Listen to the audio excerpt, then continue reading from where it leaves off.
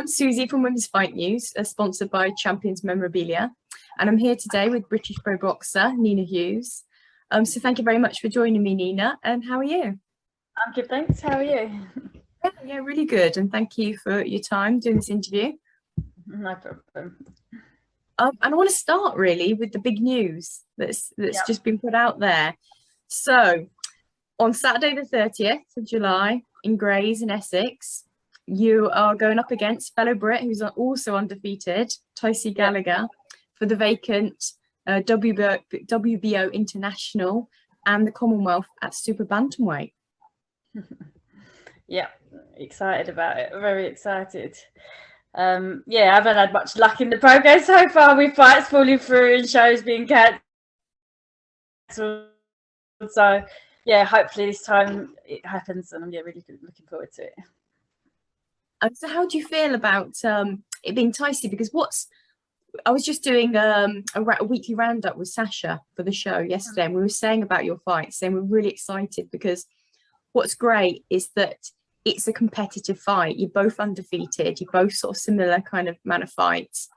And you don't get this with some of the big promotions. You know, there's a lot of shielding the fighters initially, whereas you're both going for it. Yeah, definitely. I'm so glad she took the fight because obviously, like, I think first time when we was boxing for the Commonwealth title, it was offered to a few undefeated fighters in the country as well, and they turned it down. So then Effie accepted it, so that was going ahead, and then that fell through. So yeah, I'm really happy that it's going ahead with Tysie now. What do you think of her as an opponent, as a fighter? Yeah, she's a good fighter. She's a nice, tidy boxer. I've watched a bit of her, and it'll be a great fight. Both undefeated, so both coming to fight, and that's what I want. Is the big fight, so glad to get it. And it's a little bit early yet because you've still got a bit of time, but how do you predict the fight going? How do you see it going? I'm confident I'm going to win. Whatever way it is, whether it goes a distance or by stoppage, I'm training hard and I'm confident I'll get the win. That's what you're getting known for, is your power. Yeah, I didn't know I had any power when I was an amateur, so it's nice to finally coming through.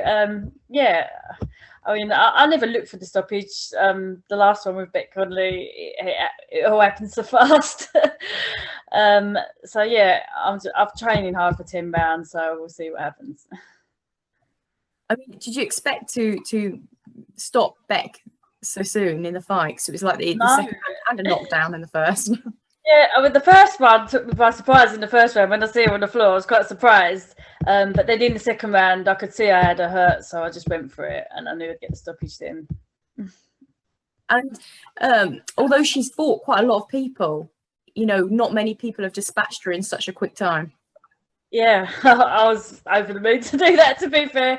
Again, I trained for the 8 rounds, and I was expecting to go the 8 rounds, but yeah, caught a few good shots and I see her wobble, and went for the finish. And you were talking about your amateurs, because you've done quite a lot in the amateurs, haven't you? You've been boxing for a long time.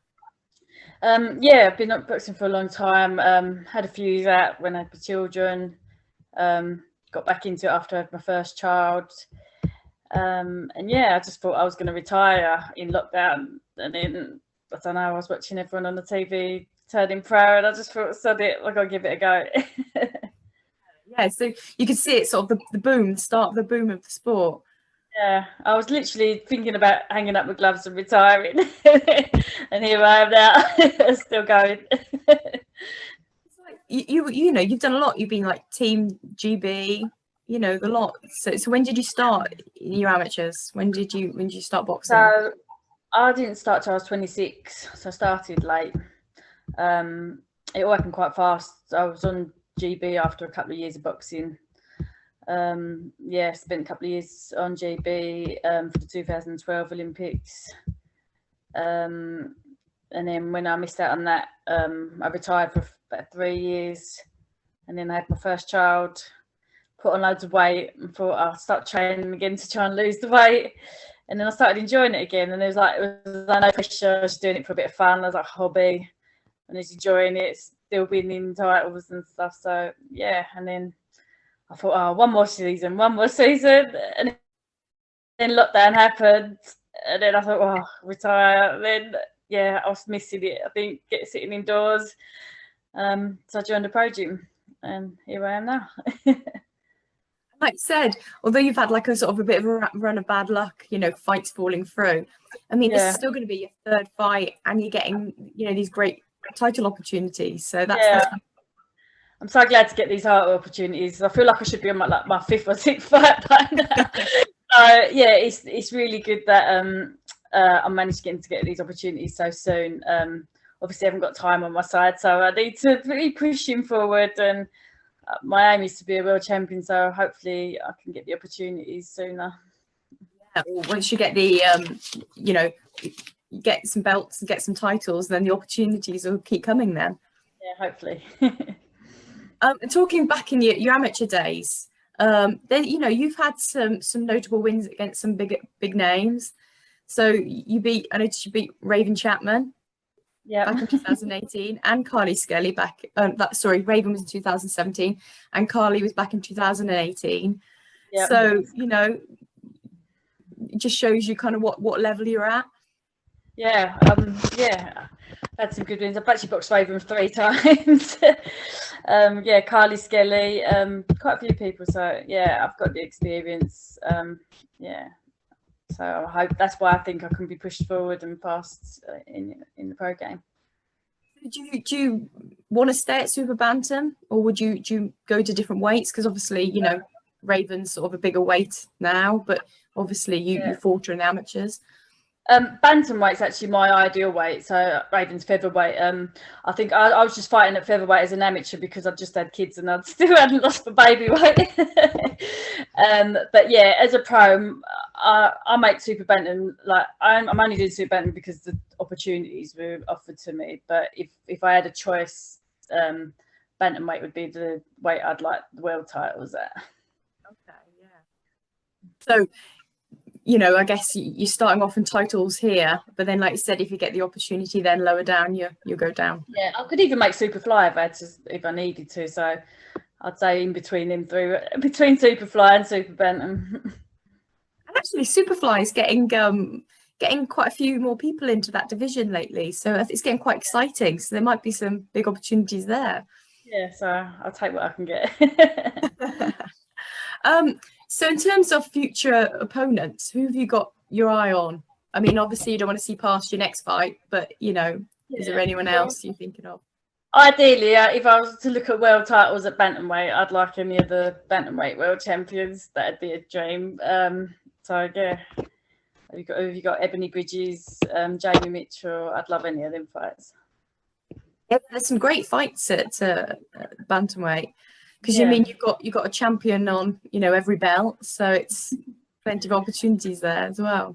Yeah, so hopefully I can win this and get the opportunities. If I can think about you know, your boxing career, what would you say has been your toughest fight? Toughest fight? I don't know really. I think the first time boxing internationally for GB, when we went over to Russia, that was an experience. We went over there thinking we was only going for a training camp, and we had to box 3 times in 3 days. And yeah, that was some tough fights then because I was quite inexperienced then. That was the first time boxing internationally, so yeah, that's different. And if I could say, what would you be your dream fight location? Dream fight location. I suppose Vegas would always be good. Like the MGM. Yeah. But otherwise, London would be good because obviously I'm from around, near there, so it'd be nice for the home crowd. Because your next fight's obviously in Essex, where you're from, so that's great. So brilliant. Yeah, I grew up in Grays, Essex, so it's right. I've moved out now, but it's still where I was from. In terms of boxing inspirations, because obviously, again, you've been boxing for so long, so you must have been looking up at different fighters, male or female. Who would you say has been your inspiration for your career? Well, obviously, Katie Taylor paved the way for women's female boxing, so she's a great inspiration to everyone, really. So I look up to what she's done, and that she's opened a lot of doors for everyone. So yeah, I'd say her. I wonder who she's going to fight next, because it's all up in the air, isn't it? Yeah, who knows? I don't know. I'd love to see her fight Chantel. Yes, definitely. Yeah, I'd like to see Chantel get that opportunity she's been after for so long. Yeah, definitely. But she's, I think, is rumoured to fight Cyborg from MMA. But what do you think about that kind of fight, the matchup between the boxer and the MMA fighter? Yeah, I'm not so sure unless the MMA fighter is good with their hands. I'm not so sure if it's a good matchup. I think the boxer should be quite comfortable win there. I agree, actually, yeah. I'd rather see Chantel Cameron. Yeah, definitely. Much better fun. 2 or 3 minute rounds. What's your opinion on that? Because that seems to be the hot debate at the moment. Yeah, I mean, as an amateur, you box for 3 minute rounds from when you're about 16 years old now. So it is from going from 3 minutes to 2 minutes. It feels like a backward step, but I've got used to 2 minutes now, so I don't mind them. But I can see 3 minutes, it's equal to the men. You got more opportunities for knockouts. So yeah, I can see why 3 minutes would be better. So if they said, come on, let's do 3 minutes, you'd be pretty happy. Yeah, definitely. I'm going to ask you a fight prediction here. So a big one that's rumoured to be on 10th of September in the O2 is Savannah Marshall versus Clarissa Shields. How would you see that fight going? Savannah Marshall, definitely. Yeah, I think Savannah's a class boxer. I was on GB with her back in the day, so yeah, I really rate her. She's beat Clarissa once. She's the only person to ever beat her, so I think she can beat her again. Do you reckon that'll be by KO? Not sure about KO, but I definitely think she'll win. So probably points, you think? Yeah. In terms of family, because obviously you're a mum of 2, how do you find juggling your training and being a mum? Yeah, it is hard work. It is tiring because I work 3 days as well, so I just have to fit it. I work, I come home, I train in the evening, I train on my lunch breaks, on my days off, I try and get all their training while they're at school. So it doesn't affect them as much. But they come to the gym with me sometimes when I need to. They don't mind. They're happy to. So yeah, it works. What a great way to grow up, really. Being a role model for fitness and being healthy. And yeah, my oldest, who's 7 now, he asks a lot of questions. He's always interested now. Who's this person? Is that the person you want to box? Is this? So yeah, it's nice that he's showing a bit of interest. And in terms of outside of boxing, have you got any sort of other passions outside of it? I don't really have time for anything else. Literally, looking after housework, the kids, work, boxing. Yeah. I don't have enough time in the day. Well, it's been great chatting to you. And best of luck for your title fight next month. Thanks a lot. And is there going to be a stream or some way for people to watch it? Yeah, they're going to announce it soon, so I better not say yet. But it is going to be shown on the platform somewhere. So. Yeah, so that's it. We all want to watch this one. Yeah. So brilliant. Well, thank you very much. Thank you.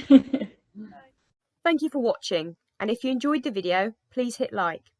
Don't forget to subscribe so you don't miss any future content. And why not check out any other videos on the channel? You can follow Women's Fight News on Twitter, Instagram and Facebook.